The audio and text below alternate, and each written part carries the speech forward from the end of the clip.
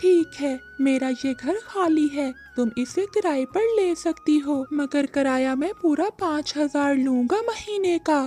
तोते भाई, किराए का कोई मसला नहीं है, इस घर का तो मैं 10,000 भी दे सकती हूँ। ये घर मुझे बहुत पसंद आया है, मुझे ऐसे ही घर की तलाश थी। एडवांस किराया लूँगा मैं।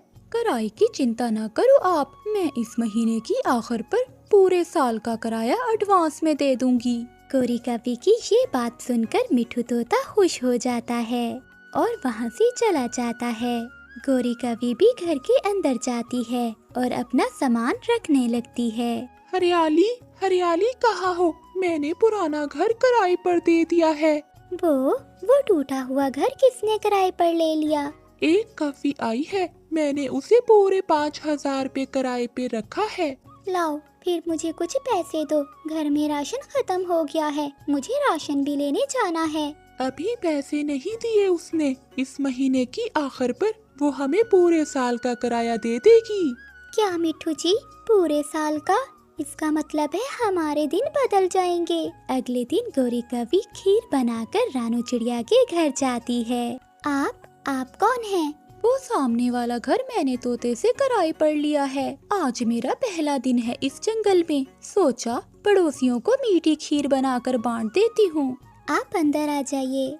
रानू चिड़िया गोरी कवि को घर ले जाती है। चिड़िया, आपका घर तो बहुत सुंदर है। हाँ गोरी बहन, ये घर मेरे पति ने बहुत मेहनत से बनाया था। चिड़िया बहन, अब मैं आ गई हूँ ना आपके पड़ोस में, किसी भी चीज की जरूरत हो तो मुझे जरूर बताना। ये कुछ पैसे आप रख लो। गोरी कवि रानू चिड़िया को कुछ पैसे देती है। ये किस लिए? अपने बच्चों को कुछ चीज ले देना। नहीं, आप रहने दें, मेरा दिल टूट जाएगा, आप रख लें। गोरी कवि वहाँ से चली जाती है। मैं आपकी किराएदार हूँ, आपके ही पति है ना मिठू तोता? हाँ, मुझे बताया था मिठू जी ने। ये रहने देती, खीर की क्या जरूरत थी? मैंने अपने सारे पड़ोसियों के लिए खीर बनाई है, चिड़िया को भी दी है, आप भी रख लें, चिंता न करें, मैं किराया टाइम पर दे दिया करूँगी। नहीं कवि बहन, ऐसी कोई बात नहीं, आप तो मुझे शर्मिंदा कर रही हैं। अब मैं जाती हूँ। सुनिए जी, आप बहुत अच्छी हो, जैसे मेरे पति ने बताया था, आप उससे भी ज्यादा अच्छी हो। मैं तो बहुत भाग्यशाली हूँ जो मुझे आप जैसे पड़ोसी मिले। हरियाली और रानू चिड़िया नदी पर मिलती हैं। हरियाली, पहली बार किसी इतनी अच्छी कवि को देखा है, कितनी अच्छी है और संस्कारी भी, कितने प्यार से बोलती है, मिलते ही दिल जीत लिया है हम सबका। हाँ चिड़िया, हमारे टूटे हुए घर का पूरा 5,000 किराया देगी वो। भला कोई गरीब इतना किराया क्यों देगा? मुझे तो वो बहुत अमीर लगती है। हरियाली, हम भाग्यशाली हैं जो उस कवि जैसी पड़ोसन हमें मिल गई।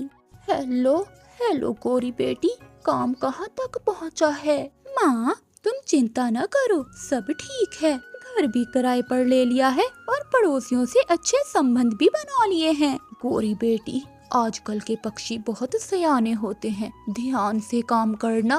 माँ, तुम्हारी बेटी जैसा सियाना इस जंगल में कोई नहीं होगा, आप चिंता न करें। अच्छा, अब मुझे कहीं जाना है, फिर बात करेंगे। चिड़िया, उस कवि ने मेरे घर तो कुछ नहीं भेजा, मैं भी तो पड़ोस में रहती हूँ। लूसी बहन, उसे याद भूल गया होगा, वो बेचारी अभी 2-3 दिन तो पहले आई है, वो सबका बहुत ख्याल रखती है। पीछे से गोरी कवि भी आ जाती है। आप लूसी है ना? मैं आपके घर गई थी, पता चला कि आप यहाँ पर हैं। ये मीठे चावल खास मैंने आपके लिए बनाए हैं।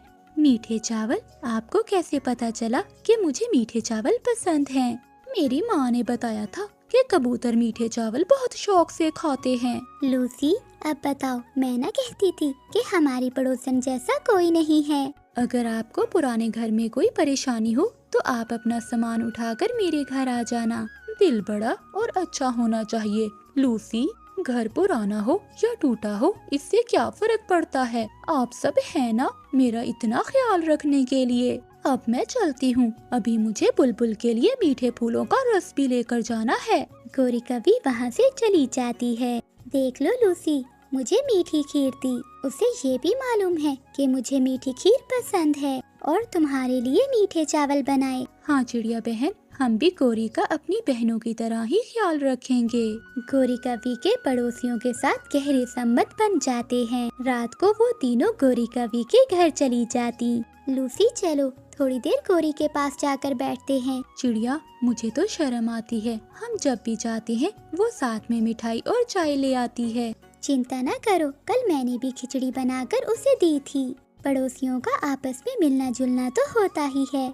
चिड़िया और लूसी कबूतरी गोरी कवि के पास बैठी हुई थी कि हरियाली तोती भी आ जाती है। गोरी तुम्हारी वजह से हम सबका प्यार बहुत बढ़ गया है। हम सब एक साथ बैठ जाती हैं तो अच्छा समय गुजर जाता है। आप सब बैठें और गपशप करें, मैं आपके लिए चाय और मिठाई लेकर आती हूँ। नाना गोरी बहन रहने दे, हम चाय और मिठाई खाने थोड़ी ना आती हैं। अरे भला ये कैसे हो सकता है कि मैं अपनी सहेलियों को मिठाई ना खिलाऊं। 3 दिन और गुजर जाते हैं। गोरी बेटी अब तो 3 दिन गुजर गए, कहाँ पहुँचा है काम। माँ सारा प्लान तैयार है, आज ही हो जाएगा सारा काम। ठीक है, शाम को बेरी के पेड़ पर मिलेंगे। गोरी कवि उड़ती हुई रानो चिड़िया के पास जाती है। गोरी बहन क्या बात है, आज बड़े बालों में फूल सजा कर रखे हैं, कहीं जा रही हो क्या? मेरी बहन की शादी है, कोई सोने की चीज तो थी नहीं मेरे पास, इसीलिए बालों में फूल लगा लिया।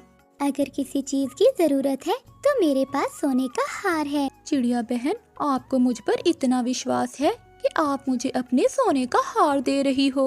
गोरी बहन शर्मिंदा ना करो, आप बहन हो हमारी। ये लो, ये रखो हार, बल्कि इसे पहन लो। गोरी कवि वो हार पहन लेती है। चिड़िया बहन ये हार तो मेरे गले में बहुत सुंदर लग रहा है। नहीं चिड़िया बहन, ये हार आप रख लो, बिना झुमकों के सब बातें करेंगे। ये हार तो ले लिया, झुमके नहीं ले सकी। इसे पहने रखो और चलो मेरे साथ, झुमकों का बंदोबस्त भी हो जाएगा। रानो चिड़िया गोरी कवि को साथ लेकर हरियाली तोती के पास जाती है। हरियाली, गोरी बहन अपनी बहन की शादी पर जा रही है, बन ठन कर जाएगी, आखिर हमारी पड़ोसन जो है। ये हार मुझे चिड़िया ने जबरदस्ती पहना दिया। और तुम्हारे झुमके कहाँ हैं? इस हार के साथ वो झुमके बहुत अच्छे लगेंगे। चिड़िया मगर वो झुमके तो, कोई अगर मगर नहीं, निकालो जल्दी से वो झुमके निकालो, हमारी पड़ोसन से अच्छी और कोई चीज नहीं है। फिर हरियाली तोती अपने झुमके गोरी कवि को दे देती है। गोरी कवि रोने लग जाती है। अरे अरे गोरी बहन, आप रोने क्यों लग गई हो? मुझे 7 जीवन भी मिले तो मैं आपकी ही पड़ोसन बनना पसंद करूँगी। आप पड़ोसन नहीं बल्कि बहन हो हमारी। अब चुप भी कर जाओ, मेकअप खराब हो रहा है। मेरा सामान तैयार है, मैं शाम तक लौट आऊंगी। और हाँ, आपके लिए शादी के लड्डू भी लेकर आऊंगी। आपके बिन आज का दिन बहुत सोना सोना लगेगा। शाम तक आ जाना, हमारी तो रात ही नहीं गुजरती जब तक हम तुमसे बातें न कर लें। गोरी कवि अपने घर से बैग उठाती है और सीधा लूसी कबूतरी के घर जाती है। गोरी बहन आप कहाँ जा रही हो? शादी पर जा रही हूँ अपनी बहन की। हार तो मांग के पहन लिया चिड़िया से, और ये झुमके जबरदस्ती तोती ने पहना दिए। मैंने बहुत मना किया मगर वो दोनों तो मेरे पीछे ही पड़ गईं। गोरी पहली बार हमारे जंगल में इतनी रौनक लगी है तुम्हारी वजह से। तुमने तो पहले दिन ही हमारे दिल जीत लिए थे। लूसी ये झुमके तुम हरियाली को दे देना, मुझे ये झुमके पसंद नहीं, मुझे तो कंगन पसंद है। मैं रास्ते से कंगन ले लूंगी सोने के। ये झुमके भी पहनो और कंगन भी मैं देती हूँ अपनी बहन को। सबको पता चलेगा हमारी सहेली कोई आम कवि नहीं है, आखिर पड़ोसन है हमारी। लूसी अपने सोने के कंगन गोरी कवि को दे देती है और गोरी कवि जल्दी जल्दी अपना बैग उठाती है और वहाँ से चली जाती है। गोरी कवि वहाँ से सीधा अपनी माँ के पास जाती है। शाम हो जाती है। तीनों सहेलियाँ ऊंचे पेड़ पर बैठकर गोरी कवि का इंतजार करने लगती हैं। गोरी पड़ोसन अभी तक नहीं आई, मुझे तो कहा था कि शाम तक लौट आएगी। चिड़िया कहीं वो कवि हमें चूना तो नहीं लगा गई? ना करो ऐसी बातें लूसी, तुम्हें तो पता है कि वो ऐसी नहीं है। टूटा फूटा घर 5000 किराए पर ले लिया, अभी 10 दिन ही हुए हैं आए हुए को, और बहन की शादी भी आ गई। मान ना मान चिड़िया, मुझे तो दाल में कुछ काला लगता है। मुझे विश्वास था कि मेरी बेटी आज काम पूरा कर लेगी। माँ इस थैले में सारी चीजें हैं। बताओ अब कहाँ जाना है? बेटी, जाना कहाँ है? तुम्हारे मामा जी के पास जाना है। गौरी कवि अपनी माँ के साथ चली जाती है। रोती हुई बुलबुल आती है। चिड़िया चिड़िया, ये जो कवि यहाँ कुछ दिन पहले आई थी, इसका घर कहाँ है? वो तो आज अपनी बहन की शादी पर गई हुई है। मेरे पति की सारी पेंशन लूट कर ले गई, मेरे बेटे को नौकरी का झांसा देकर। वो बहुत मक्कार कवि है। ये सुनकर रानू चिड़िया, लूसी और हरियाली एक दूसरे की मुंह की तरफ देखती हैं, मगर अब पछताने का कोई फायदा नहीं था। प्यारे दोस्तों, इस कहानी को लाइक, चैनल को सब्सक्राइब और अपने दोस्तों के साथ शेयर करना मत भूलिएगा। आपका धन्यवाद। गौरी कवि ने आज पहली बार अंडा दिया था। वो बहुत खुश थी। कालू कवि और गौरी कवि की वैसे तो हर समय लड़ाई ही रहती। आज उनके घोंसले में इतनी बड़ी एक खुशखबरी आई थी, इसीलिए वो दोनों आपस में प्यार से बात कर रहे थे। कालू जी, मैं चाहती हूँ मेरे अंडे से जो भी बच्चा निकले वो बहुत अच्छा बने। कौवा हो या कवि, जो भी अंडे से निकलेगा हम उसकी परवरिश अच्छे से करेंगे। और गौरी, तुम भी खुद को बदलो, ऐसा ना हो कि हमारा आने वाला बच्चा भी तुम्हारे जैसा हो जाए। कालू जी, जो भी कहना है कह लो, खुली छुट्टी है तुम्हें। आज मैं बिल्कुल भी लड़ाई के मूड में नहीं हूँ, क्योंकि मेरा सुंदर सा छोटा सा कौवा जो आने वाला है अब। ठीक है, अब तुम इस अंडे की अच्छे से रक्षा करना। फिर कालू कौवा गौरी कवि के लिए भोजन ढूंढने निकल जाता है। कालू कौवा भोजन ढूंढते ढूंढते जंगल में निकल जाता है, मगर उसे भोजन कहीं से भी नहीं मिलता। वो थक हार कर एक पेड़ पर बैठ जाता है। तभी वहाँ कबूतर और रानू चिड़िया भी आ जाती हैं। कालू, तुम ऐसे क्यों निराश होकर बैठे हो? क्या बात है? सच सच बताऊं? कालू भैया, हमें हमेशा सच सच बोलना चाहिए, कभी भी मजाक में झूठ नहीं बोलना चाहिए, क्योंकि एक सच छुपाने के लिए हमें 1000 झूठ बोलने पड़ते हैं। रानू, आज गौरी ने अंडा दिया है। कालू, ये तो खुशी की बात है और तुम उदास बैठे हो। हाँ कालू भैया, ये तो बहुत खुशी की बात है। अब तो हमारी पार्टी बनती है। चिड़िया, मैं उदास इसलिए हूँ कि मैंने अब चोरियाँ छोड़ दी हैं। अब मैं नहीं चाहता कि मेरा आने वाला बच्चा मुझसे चोरियाँ सीखकर मेरे जैसा बने। और मैंने गौरी को भी समझा दिया है। कालू, ये भी तो खुशी की बात है, इसमें भी कोई उदासी की बात नहीं। बल्कि तुमसे ज्यादा खुशी तो हम पक्षियों को होगी, क्योंकि अब हमारा भोजन तो चोरी नहीं होगा। सुनो तो कबूतर, मैंने सारी उम्र काम तो किया नहीं और ना ही भोजन ढूंढा है। अब मैं दोपहर से भोजन ढूंढ रहा हूँ, मगर मुझे भोजन मिल ही नहीं रहा। मैं समझती हूँ कालू भैया, मैं मदद करूँगी आपकी भोजन ढूंढने में। एक तो ये कि भोजन की खोज में सुबह सुबह निकलना है, दोपहर को नहीं। जो पक्षी मुंह अंधेरे उड़ता है और भोजन की खोज में जाता है, उसे उतना ही ज्यादा भोजन मिलता है। चिड़िया, मुझे तो इस बात का पता नहीं था। अब मैं सुबह सवेरे मुंह अंधेरे ही जाऊंगा। कवे भैया, आप ये दाने ले जाएं, आप और गौरी बहन खा लेना। मैं सुबह भोजन लेने जाते हुए आपको साथ ले जाऊंगी। चिड़िया, आप हमेशा दूसरों की मदद करती हो। आपका बहुत बहुत धन्यवाद। आप जरूर मुझे सुबह साथ ले जाना। लेकिन सुबह उठ भी जाना, ऐसा ना हो कि तुम्हारे कारण मुझे भी देर हो जाए। उन्हें बातें करते करते शाम हो जाती है और फिर वो सब अपने अपने घरों को चले जाते हैं। कालू जी, आज तो बहुत देर कर दी आपने आने में। गौरी, मुझे भोजन नहीं मिल रहा था। वो तो चिड़िया ने मुझे कुछ दाने दे दिए और चिड़िया ने मुझे बताया कि भोजन की खोज में मुंह अंधेरे जाते हैं, ना कि दोपहर को। अब मैं मुंह अंधेरे ही चिड़िया के साथ चला जाऊंगा। और फिर ऐसे ही रात हो जाती है और वो दोनों भोजन खाकर सो जाते हैं। सुबह होने के साथ ही चिड़िया की आँख खुल जाती है और वो जल्दी से उठ जाती है। मुझे जल्दी जाना होगा, क्योंकि मुझे आज कव्वे भैया को भी साथ लेकर जाना है। रानू चिड़िया जल्दी से कव्वे की तरफ चली जाती है। उठ जाओ कालू भैया, उठ जाओ, अब बदलो अपनी आदत। अगर अच्छे काम करने हैं तो सुबह सवेरे मुंह अंधेरे उठकर ही शुरुआत करो, फिर कालू कौवा जल्दी से उठ जाता है। चिड़िया, मैं तैयार हूँ।